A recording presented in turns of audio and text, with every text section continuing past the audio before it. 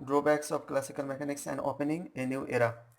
Today we will discuss about classical mechanics, its drawbacks, and opening a new era that is quantum mechanics. তো first আমরা দেখি যে the concept and methods of classical laws. Classical laws means Newtonian যে লসগুলো আছে, বা classical mechanics main আমরা বুঝবো নিউটনিয়ান মেকানিক্স। তো এই concept and methods of classical laws cannot be applied directly to atomic phenomena. আমরা বর্তমানে কিছু অ্যাটমিক ফিনোমিনা জানি, যেমন অ্যাটমিক স্ক্যাটারিং যেমন অ্যাটমিক স্ক্যাটারিং অ্যাটমিক স্ক্যাটারিং এই অ্যাটমিক স্ক্যাটারিংয়ের মধ্যে যেমন হচ্ছে এক্স রে আছে, ক্রিস্টালোগ্রাফি আছে, এগুলো এগুলো এগুলো ব্যাখ্যা করতে পারে না ক্লাসিক্যাল মেকানিক্স, ঠিকভাবে প্রেডিক্ট করতে পারে না। এরপরে ক্রিস্টালোগ্রাফি স্ক্যাটারিং এর আরেকটা এক্সাম্পল হচ্ছে এক্স রেস অ্যান্ড ক্রিস্টালোগ্রাফি। এ দুটো হচ্ছে অ্যাটমিক স্ক্যাটারিং উদাহরণ। সেস মানে সাস। এরপর হচ্ছে নিউক্লিয়ার রিয়াকশনস আছে, নিউক্লিয়ার রিয়াকশনস যেমন ফিউশন অ্যান্ড ফিউশন, এই ঘটনাগুলো মূলত ক্লাসিক্যাল মেকানিক্স ব্যাখ্যা করতে পারে না।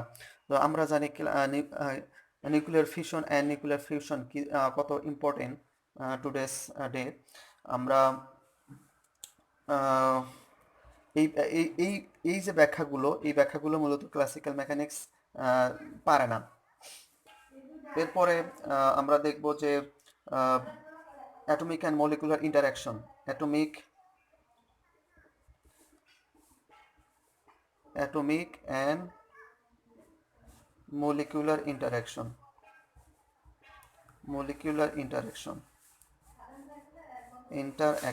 অর্থাৎ এই অ্যাটমিক অ্যান্ড মলিকুলার ইন্টারাকশনের মধ্যে যেমন আমরা জানি যে heat is a kinetic energy of gases, এটা হচ্ছে অ্যাটমিক ইন্টারাকশনের উদাহরণ।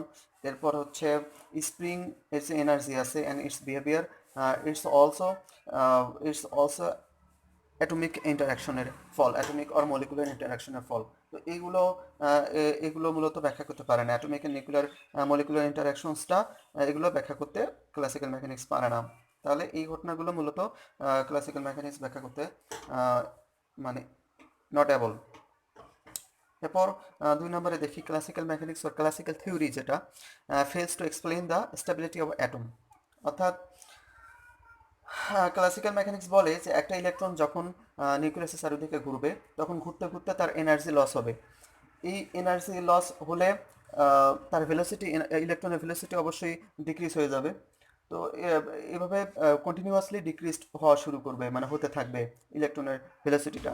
তো ডিক্রিজ হতে হতে এক পর্যায়ে কি সেন্টারে চলে যাবে, মানে নিউক্লিয়াসে মিলে যাবে। কিন্তু কোয়ান্টাম মেকানিক্স বলে যে কোয়ান্টাম মেকানিক্স যেমন নিলস বোর বলে যে হচ্ছে আহ, এটা সম্ভব না। অর্থাৎ ইলেকট্রন কখনো নিউক্লিয়াসের সাথে মিলতে পারে না। ইলেকট্রন অবশ্যই নির্দিষ্ট কিছু কক্ষপথে ঘুরবে নির্দিষ্ট এনার্জি নিয়ে।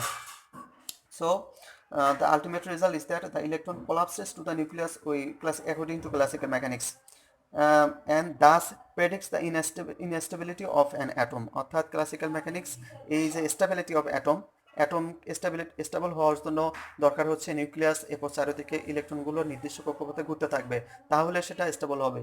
কিন্তু ক্লাসিক্যাল মেকানিক্সের ক্ষেত্রে এই স্টেবিলিটি মানে না। কিন্তু কোয়ান্টাম মেকানিক্সের ক্ষেত্রে রাদারফোর্ড এবং বোর নিলস বোর এরা হচ্ছে এই স্টেবিলিটিটা ব্যাখ্যা করেন। এরপরে হচ্ছে তাহলে কি স্টেবিলিটি অফ অ্যাটম এই ব্যাখ্যা করে হচ্ছে Rutherford and Nils bore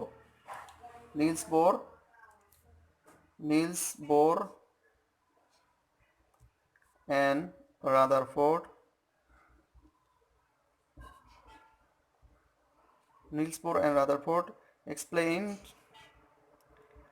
explain the stability of atom। অর্থাৎ আমরা এই নিলস বোরের যে থিওরি আছে এবং রাদারফোর্ডের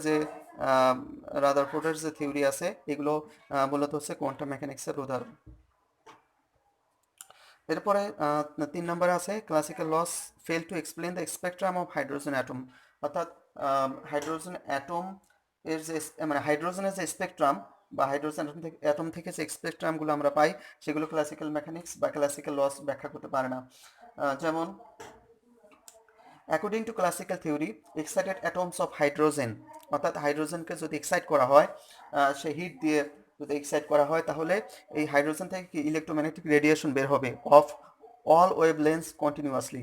অর্থাৎ ক্লাসিক্যাল মেকানিক্স বলে যে হাইড্রোজেন অ্যাটমকে যদি আমি এক্সাইট করি, তাহলে সেখান থেকে কন্টিনিউয়াসলি বিভিন্ন ধরনের বিভিন্ন ওয়েভ লেন্থের লাইট বের হবে, বিভিন্ন ওয়েভ লেন্থের ইলেকট্রোম্যাগনেটিক ওয়েভ বের হবে বা রেডিয়েশন বের হবে। কিন্তু পরবর্তীতে দেখা গেছে যে এই যে রেডিয়েশনগুলো হয়, এগুলো রেডিয়েশন হবে হচ্ছে সার্টেন ওয়েভ লেন্থসের, অর্থাৎ সার্টেন লেন্থস অনলি হবে। অর্থাৎ যেমন হচ্ছে নিলস বোর ব্যাখ্যা করে যে এখান থেকে যে ওয়েভলেন্থগুলো বের হবে, ওয়েভলেন্থের যে লাইট বের হবে, সেগুলো মূলত Lyman series, Lyman series, Balmer series and Paschen সিরিজের হবে। অর্থাৎ এখান থেকে নির্দিষ্ট সার্টেন কিছু লেন্থের ওয়েভলেন্থ বের হবে বা রেডিয়েশন বের হবে, সেগুলো হচ্ছে একটা হচ্ছে লাইমেন লাইমেন সিরিজ, লাইমেন সিরিজের ওয়েভলেন্থ বের হবে। এরপর বামার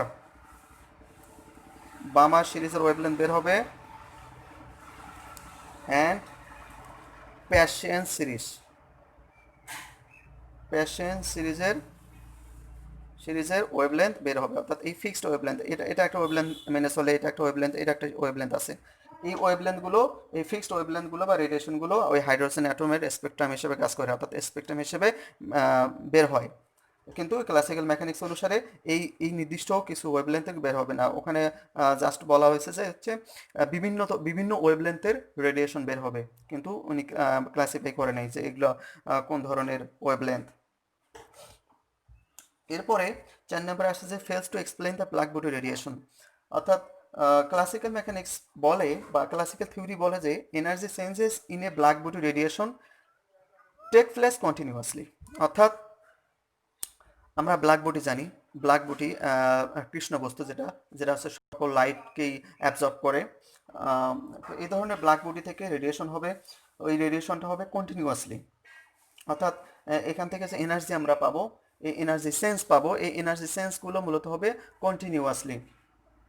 ওয়াইল দ্য প্লাঙ্কস অবজারভেশন, পরবর্তীতে সায়েন্টিস্ট প্লাঙ্ক ব্যাখ্যা করেন যে উনি অবজার্ভ করেন যে this changes take place discontinuously or discretely. অর্থাৎ এগুলো কন্টিনিউয়াসলি, এনার্জিগুলো কন্টিনিউয়াসলি চেঞ্জ না হয়ে ডিসক্রিটলি হবে, অর্থাৎ পৃথকভাবে এনার্জিগুলো ইমিট করবে বা রেডিয়েট করবে, এবং সেই এনার্জি প্রত্যেকটা এনার্জি যে এনার্জিগুলো বের হচ্ছে, সেই এনার্জি হবে NH নিউ। অর্থাৎ এখানে n হচ্ছে quantum number, h planks constant, and new হচ্ছে ফ্রিকোয়েন্সি অফ দ্য ফোটন। অর্থাৎ উনি ব্ল্যাক বডি থেকে যে রেডিয়েশনগুলো বের হলো বা যে এনার্জিগুলো বের হলো, সেই এনার্জি এই আকারে বের হবে, অর্থাৎ E equal to NH new আকারে বের হবে। যেখানে কোয়ান্টাম নাম্বার মানে আমরা first quantum number n equal two 1 হলে এখান থেকে একটা নির্দিষ্ট এনার্জি বের হবে। এরপরে সেকেন্ড কোয়ান্টাম নাম্বার যেটা n equal to 2, second shell, যেটা এই শেলে যে এনার্জি থাকবে, ওই ইলেকট্রনের যে এনার্জি বের হবে বা এখান থেকে যে রেডিয়েশনটা আমরা পাবো, সেই রেডিয়েশন থেকে এনার্জি আর এক রকম হবে। তো এইভাবে মূলত বিভিন্ন শেলের বা বিভিন্ন অরবিটের ইলেকট্রনগুলো, বিভিন্ন অরবিটের এনার্জি বিভিন্ন রকম হবে, অর্থাৎ ডিসক্রিটলি এনার্জিগুলো ব্ল্যাক বডি থেকে রেডিয়েট করবে। এটা হচ্ছে সায়েন্টিস্ট প্লাঙ্ক ব্যাখ্যা করেন। এরপরে আমরা যাব হচ্ছে ওয়েভ পার্টিকেল ডুয়ালিটি। আমরা বর্তমানে ওয়েভ পার্টিকেল ডুয়ালিটি জানি, যেটা হচ্ছে ডিব্রোগলি ব্যাখ্যা করেন। তো তার ব্যাখ্যার আগে ওয়েভ পার্টিকেল ডুয়ালিটির ক্লাসিক্যাল মেকানিক্সে কেউ বলতে পারেনি। তো ওয়েভ পার্টিকেল ডুয়ালিটি অনুসারে আমরা জানি যে অ্যাটম কখনো পার্টিকেল হিসেবে কাজ করে, কখনো ওয়েভ হিসেবে কাজ করে। এটা হচ্ছে ক্লাসিক্যাল মেকানিক্স ব্যাখ্যা করতে পারে না। তাহলে মূলত হচ্ছে পার্টিকেলসে ফোটন হতে পারে, এরপর যে কোনো ধরনের পার্টিকেল হতে পারে, সাব অ্যাটমিক বা অ্যাটমিক পার্টিকেল হতে পারে। এই পার্টিকেলগুলো particle behaves as particle and wave, sometimes at and particles and wave, মানে যে কোনো দুইভাবে ব্যাখ্যা হতে পারে। যেমন আমরা যদি ইলেকট্রন হচ্ছে পার্টিকেল হিসেবে ব্যবহৃত হতে পারে, বা ফোটন একটা পার্টিকেল, আমরা কখনো ফোটনকে পার্টিকেল হিসেবে ধরি, কখনো হচ্ছে ওয়েভ হিসেবে ধরি। তো যেমন হচ্ছে ফটো ইলেকট্রিক ইফেক্টে আমরা ফোটনকে পার্টিকেল হিসেবে ধরি। কিন্তু আবার যদি যাই আমি ইন্টারফারেন্স, ডিফ্রাকশন, পোলারাইজেশন, এগুলোর ক্ষেত্রে ফোটনকে আমরা ওয়েভ হিসেবে চিন্তা করেছি। অর্থাৎ ফটো ইলেকট্রিক ইফেক্টে মূলত হচ্ছে ফটো ইলেকট্রিক ইফেক্টে ফোটন হচ্ছে ফোটন অ্যাজ পার্টিকেল হিসেবে কাজ করে, অ্যাজ পার্টিকেল হিসেবে ব্যবহৃত হয়। আর interference, diffraction, interference or diffraction, আরও অনেক কিছু আছে, এগুলোতে ফোটনগুলো মূলত ব্যবহার হচ্ছে ওয়েভ হিসেবে ফোটন ইউজ হয়, ওয়েভ অ্যাজ ফোটন, অর্থাৎ ফোটনটা ওয়েভ হিসেবে ব্যবহৃত হয় এই সমস্ত ফিনোমেননের ঘটনায়। এরপর লাস্টে আসি আমরা cannot explain photoelectric effect, অর্থাৎ এটা classical mechanics cannot explain photoelectric effect, Compton effect, etcetera. অর্থাৎ এখানে আরও কিছু কোয়ান্টাম মেকানিক্সের ঘটনা আছে, যেমন ফেয়ার প্রোডাকশন, ফেয়ার এনিহিলেশন। এই ঘটনাগুলো মূলত ক্লাসিক্যাল মেকানিক্স ব্যাখ্যা করতে পারে না, কিন্তু কোয়ান্টাম মেকানিক্সে আসছে যে ফটো ইলেকট্রিক ইফেক্ট আইনস্টাইন ব্যাখ্যা করেন। এরপর মানে কম্পটন ইফেক্ট একটা ঘটনা আছে, এই এই এই এই ঘটনায় মূলত বিভিন্ন পার্টিকেলের ইন্টারাকশন হয়, আবার স্ক্যাটারিং হয়। তো এগুলো মূলত হচ্ছে ক্লাসিক্যাল মেকানিক্স ব্যাখ্যা করতে পারে না। তো এই ড্রব্যাকসগুলো ছিল মূলত হচ্ছে। ও আর একটা আছে যেটা হচ্ছে লো টেম্পারেচারে স্পেসিফিক হিট অফ সলিড, এটা ক্লাসিক্যাল মেকানিক্স ব্যাখ্যা করতে পারে না। লো টেম্পারেচারে স্পেসিফিক হিট অফ সলিডস। তাহলে 7 নাম্বারে দেই can not explain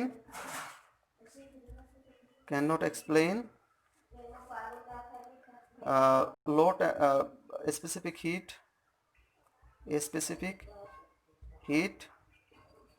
of solids at low temperature, অর্থাৎ লো টেম্পারেচারে স্পেসিফিক হিট, যেটা সলিডের স্পেসিফিক হিট বা এর বিহেভিয়ার যেরকম হয়, সেটা ক্লাসিক্যাল মেকানিক্স ব্যাখ্যা করতে পারে না। তো বর্তমানে আমরা সুপার কন্ডাক্টিভিটি জানি। Super conductivity at low temperature মানে 0 টেম্পারেচারে কাজ করে। কোনো কন্ডাক্টরের যখন টেম্পারেচার একবারে 0-তে চলে যায়, মানে খুব লো হয়, যত লো হবে তত সেটা সুপার কন্ডাক্টরের দিকে চলে যাবে, অর্থাৎ এর রেজিস্ট্যান্স তত কম হওয়া শুরু করবে।